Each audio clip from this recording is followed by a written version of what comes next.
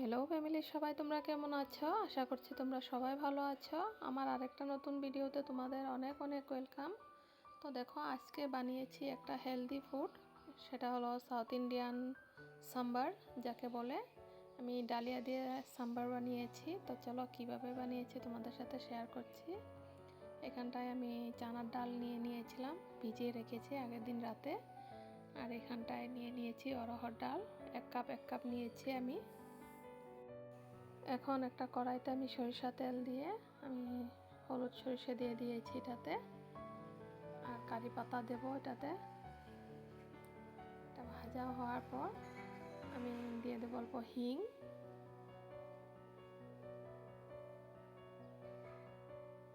খেতে দারুণ লাগে, তোমরা একবার ট্রাই করে দেখো। এখন দিয়ে দিয়েছি পেঁয়াজ কুচি, আর দিয়ে দেবো আমি কাঁচা লঙ্কা কুচি। এটা ভাজা হবে, তারপর দেব। এখন টমেটো কুচি দিয়ে দিয়েছি আর কাঁচা লঙ্কা কুচি দিয়েছি, আর এখানটায় সজনে ডাঁটা ছিল সেগুলো দিয়ে দিয়েছি। এখন চানার ডাল আর অরহর ডালগুলো দিয়ে দেব।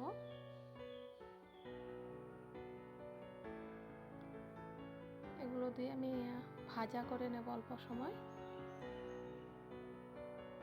আর পরিমাণ মতো অল্প নুন দিয়ে দেব আমি।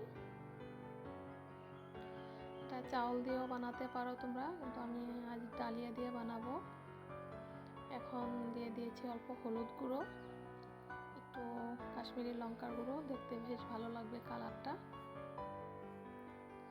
আর এখন আমি 10-12টা আমি কুল দিয়ে দিয়েছি, আর দিয়ে দিয়েছি মেইন মশলাটা যেটা সাম্বার মশলা, সেটা দিয়ে দিয়েছি 3 চামচের মতো।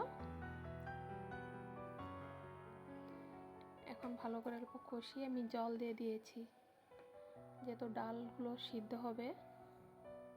এখন ঢাকা দিয়ে রেখে দিয়েছিলাম।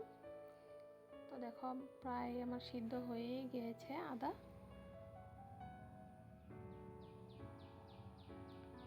এখন আমি ডালিয়া ভালো করে ধুয়ে ভিজিয়ে রেখেছিলাম 10 মিনিটের জন্য।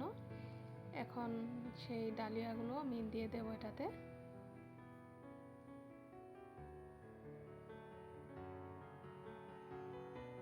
তোমরা এভাবে একবার ট্রাই করে দেখো, ভীষণ টেস্ট হয় খেতে। আর তোমরা কে কোথা থেকে আমার ভিডিওগুলো দেখছো কমেন্ট করে জানিও। আর এখন দিয়ে দিয়েছি আমি তেঁতুল গুলে রেখেছিলাম, সেই তেঁতুলগুলো জলটা আমি দিয়ে দিয়েছি।